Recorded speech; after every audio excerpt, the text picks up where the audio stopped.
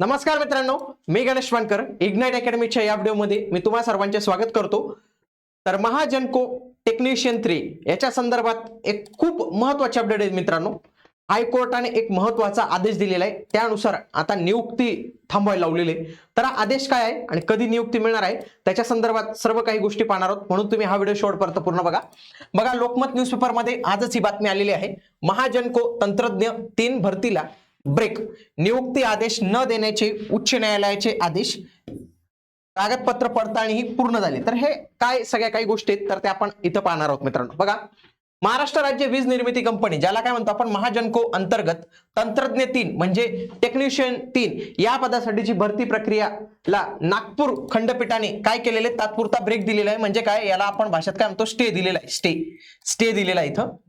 आता असे निर्देश दिलेले आहेत की कोणताही नियुक्ती आदेश देऊ नये, म्हणजे कोणत्याही व्यक्तीला जॉईनिंग करून घेऊ नये, फक्त बाकी कागदपत्र पडताळणी झाली, रिझल्ट लागले, फक्त जॉईनिंग बाकी होती।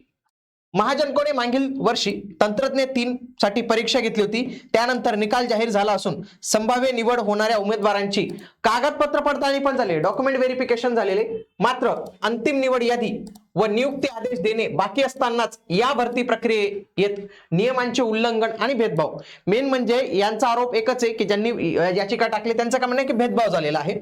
तो भेदभाव का झालेला आहे पुढे मी सांगतोच तुम्हाला। याचिकेवर सुनवाई करताना न्यायालयाने हा महत्त्वपूर्ण आदेश दिला। या प्रकरणात याचिकाकर्त्यांची बाजू जी आहे तर ती मांडण्यात आली आणि जाहिरातीत नमूद अटी व पात्रता निकषामध्ये विसंगत असल्याचा दावा त्यांनी इथं करण्यात आला। आता काय विसंगत आहे बघूया। बघा, 2 आठवड्यात दोन्ही पार्टींना म्हणजे ज्यांनी याचिका टाकलेली आणि महाजनको या दोघांना आदेश दिले की तुम्ही उत्तर द्यायचंय तुम्हाला। न्यायालयाने प्राथमिक सुनावणीत याचिकातील केवळ कोराडी गावातील, लक्षात घ्या, कोराडी गावातील उमेदवारांना 25 अतिरिक्त गुण देण्याची तरतूद, प्रकल्पग्रस्तांसाठी 50% अधिक आरक्षण आणि CSR अंतर्गत प्रशिक्षण घेतलेल्या सामान्य प्रवर्गातील उमेदवारांना 25 पर्यंत बोनस गुण देण्याची तरतूद हे भेदभावपूर्ण असल्याचा दावा केलेला आहे। दरम्यान महाजनको व अन्य प्रतिवाद्यांना 2 आठवड्याच्या आत आपले उत्तर सादर करण्याचा निर्देश दिलेला आहे। म्हणजे यांनी याच्यात काय केलेलं होतं, रिझल्ट हे वेगवेगळे लावलेले होते मित्रांनो, तुम्ही पाहिलं असेल बघा।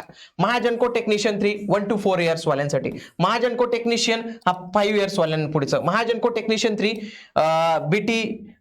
BTRI हा वेगळा रिझल्ट, त्याच्यानंतर महाजनको ही सामान्य वॅकन्सी, म्हणजे असे वेगवेगळे रिझल्ट लावले होते। त्यांचं काय म्हणणं आहे की यांच्या माध्यमातून थोडा भेदभाव होत होता। बघा, कोराडी गावातील लोकांना 25% गुण दिले, प्रकल्पग्रस्तांसाठी 50% जागा राखीव ठेवल्या, CSR अंतर्गत घेतलेल्यांना 25% दिले। तर असा हा थोडासा अन्यायपूर्वक होता। जवळपास 800 वॅकन्सींसाठी आताच मे मध्ये जे आहे तर ते एक्झाम झाले, ते 24 ऑक्टोबरला याचा रिझल्ट जो आहे तर तो इथं आलेला होता। आता बघा मित्रांनो, आता याची पुढची स्टेप्स काय होऊ शकते की आता याचिकामध्ये दोन्ही बाजू ज्या आहेत तर त्या ऐकल्या जातील आणि त्याच्यानंतर एक निर्णय जो आहे तर तो येणार आहे मित्रांनो। आता खूप सारे उमेदवार ज्यांची निवड झाली असेल ते टेन्शन मध्ये असतील की अरे शेवटचं होतं, माझं सगळं गुलाल वगैरे झालं, घरच्यांना आनंद झाला, पण आता नेमकं नियुक्ती आदेश रद्द होतील का काय, तर तुम्ही काही टेन्शन नका घेऊ मित्रांनो, जे काही येईल ते लवकरच तुमच्या समोर येईल। मग तोपर्यंत तुम्ही काही पॅनिक होऊ नका, तुम्ही काही जास्त गोष्टी करू नका। ओके, या सगळ्या काही गोष्टी आहेत आणि सोबत तुमच्यापैकी जे काही उमेदवार आता पुढच्या काही परीक्षांची तयारी करत असेल, आता टेक्निशियन 3 वर तुम्ही थांबणार नाही, तुम्हाला वाटत असेल आता पुढच्या मी एक्झामसाठी तयारी करावी, तर त्याच्यासाठी इलेक्ट्रिकल इंजिनिअरिंगची आपली इंटिग्रेटेड रेकॉर्डेड बॅच मित्रांनो, टेक्निकल प्लस नॉन टेक्निकलची, ती देखील तुम्ही जॉईन करून तुमचा अभ्यास जो आहे तर तो या उरलेल्या कालावधीत तो सुरू ठेवू शकतात, ज्याच्या माध्यमातून तुम्हाला नक्कीच जो आहे तर तो फायदा होणार आहे। भेटूया पुढील व्हिडिओमध्ये, तोपर्यंत जय हिंद, जय महाराष्ट्र, धन्यवाद।